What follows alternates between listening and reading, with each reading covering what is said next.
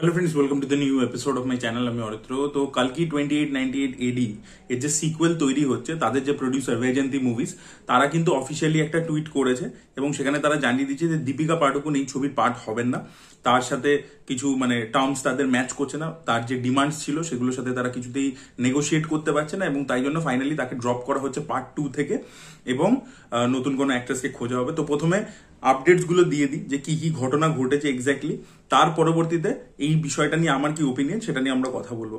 তো সব থেকে প্রথম কথা, দীপিকা পাডুকোন কিছু ডিমান্ডস করেছিল, যেমন 25% হাইক অন হার স্যালারি, সেটা প্রথম।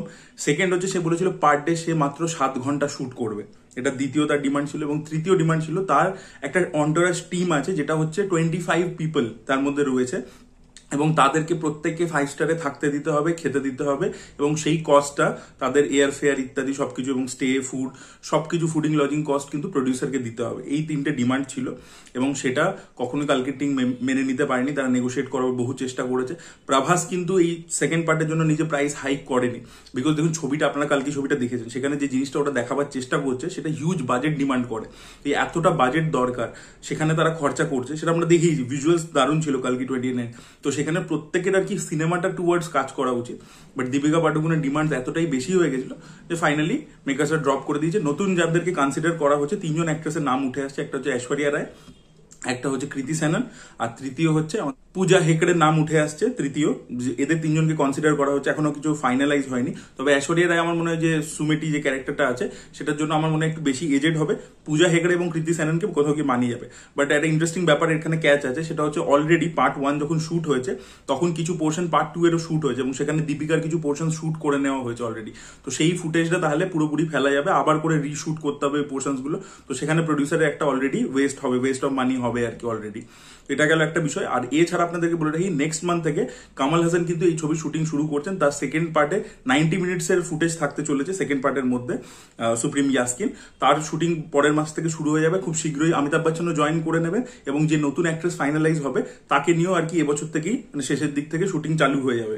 এবং প্রভাস স্পিরিট কমপ্লিট করে 2026-এ জয়েন করবে। ছবিটার রিলিজের প্ল্যান 2028-এর রয়েছে আর কি। তো এইগুলো আপডেটস উঠে এসছে।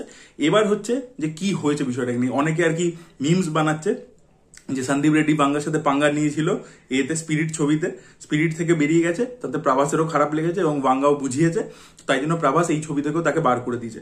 দেখুন এটা যে একেবারে এটাকে নিয়ে খিল্লি করা হচ্ছে, বাট এটা যে একেবারে ফ্যাক্ট নয়ও সেটাও আমরা বলতে পারি না, বিকজ সাউথের ওইদিকে সুপারস্টার যারা রয়েছে তাদের প্রচুর ইগো রয়েছে, ঠিক আছে। তো একটা ছবিতে তুমি না করে দিয়েছো, বেরিয়ে গেছো, নিজের টার্মসে করবে, তো সেখান থেকে তাদের ইগো বুস্ট ইগোতে একটা কোথাও গিয়ে প্রবলেম হতেই পারে।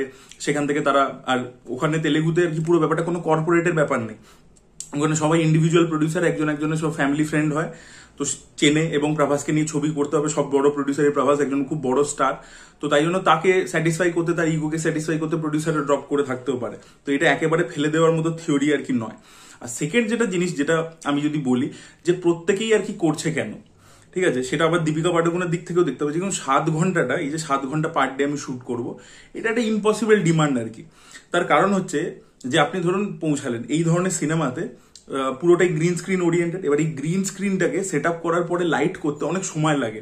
এবার এই জিনিসপত্রগুলো হলো, তো তারপরে ওরা ভার্চুয়াল সেটটা কিরকম দেখতে লাগবে ওটা দেখে নেয়, অলরেডি একটা রেন্ডার্ড ভার্সন দেখে নেয়, তারপরে অ্যাক্টরদেরকে প্লেসমেন্ট করে শুটিং করে। এবার সেখানে কিছু টেকনিক্যাল ফ্ল এদিক ওদিক হয়ে গেলে ওই শটটাকে আবার করে সেট আপ করতে অনেক সময় লাগে, ঠিক আছে। তো সেই জিনিসপত্রগুলো টেকনিক্যাল কারণে 7 ঘন্টার মধ্যে আপনি কিছুদিন করতে পারেন। এই জন্য কদিন আগে আদি বিশেষ একটা খুব ভালো কথা বলেছিল, সেটা এই ধরনের ছবি হোক বা নর্মাল ছবি হোক, ক্রিয়েটিভিটি ওরকম টাইম লিমিট মেনে হয় না। এটা তো আপনি অফিসে যাচ্ছেন না যে আপনি গেলেন 8 ঘন্টা কাজ করলেন বেরিয়ে চলে এলেন, আমি 1 মিনিটও বেশি থাকবো না, ঠিক আছে। তো সেটাও হয় না। আপনি দেখবেন যে আপনি কোনো কর্পোরেটে চাকরি করছেন, সেখানেও আপনার ওভার আওয়ার্স হয়ে যায়, বা আপনি কল নিচ্ছেন বাড়িতে এসে, কখনোই আপনি একদম টো টু টো ওই পয়েন্ট টু পয়েন্ট কাজ করবো এটা হতে পারে না।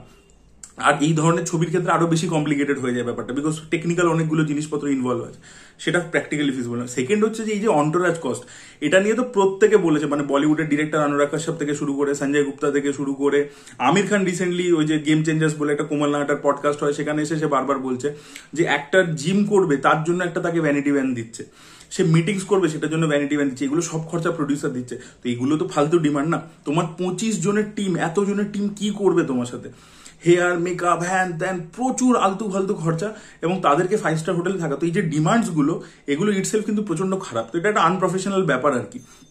এবং বারবার যখন দুটো প্রোডাকশন হাউস থেকে রিপ্লেস হচ্ছে আনপ্রফেশনাল বিহেভিয়ারের জন্য ইত্যাদির জন্য, তাহলে বুঝতে হবে ভাই দীপিকার প্রবলেম আছে।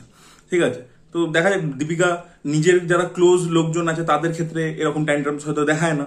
আর এখানে আর কি দেখেছে সাউথের প্রডিউসার বড় প্রজেক্ট হচ্ছে, তাই জন্য হয়তো দেখাতে গেছে যে বেশি টাকা নিয়ে নেবো।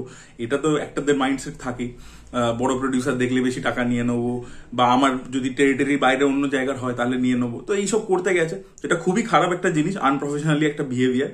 এবং দীপিকা যদি এইরকমই চলতে থাকে তাহলে সে কিন্তু বড় ছবি থেকে বাদ হয়ে যাবে। এবং দীপিকা পাডুকোন কিন্তু আলিয়া ভাটের ক্ষেত্রে, মানে দীপিকা একটা টাইমে কিন্তু নিজের একটা মানে ফিমেল ওরিয়েন্টেড ছবি করছিল, পিকুর মতো ছবি টবি, একটা নিজের বানিয়েছিল। তারপরে এখন কিন্তু পুরোটাই মেল সেন্ট্রিক ছবির মধ্যে মানে হয়ে গেছে, মানে সাইড রোল করে আর কি। মানে এই যে পাঠান টাঠানের রোল গুলো কিছুই না, তো সেইগুলোই করা শুরু করেছে। সেটা লাস্ট কিছু বছর ধরে করে যাচ্ছে, ফাইটার বলুন বলুন, সেখানে কিন্তু অতটা মিটি রোল বা ওকে কেন্দ্র করে ছবি যেটা ওর স্টেচারের অভিনেত্রী করা উচিত সেটা সে করছে না। তারপরে যদি তার ট্যান্ট্রাম এই লেভেলের হয় তো তাহলে তো তাকে রিপ্লেস করবে। এবং একের পর এক হাত থেকে কিন্তু মানে প্রডিউসারকে তুমি যদি জ্বালিয়েছো তাহলে কিন্তু তোমার হাত থেকে, তুমি যতই ট্যালেন্টেড হও, তোমার যতই পপুলারিটি থাকে, প্রডিউসারকে যারা যারা জ্বালিয়েছিস, মানে সেই রাজেশ খান্না থেকে শুরু করে আর যে হোক, গোবিন্দা থেকে শুরু করে বড় বড় স্টাররা ধুলোয় মিশে গেছে। তো দীপিকা যদি এই ট্যান্ট্রাম না কমায়, যদি প্রফেশনালিজম না আনে, তাহলে কিন্তু খুব শীঘ্রই কেস খেতে চলেছে আর কি। এটাই বলা ছিল আমার, এটা নিয়ে এটাই ওপিনিয়ন ছিল। আপনাদের কি মতামত অবশ্যই কমেন্টে লিখে জানাবেন। এই ভিডিওটা ভালো লেগে থাকলে লাইক করুন, শেয়ার করুন, চ্যানেলকে সাবস্ক্রাইব করতে ভুলবেন না। বাই।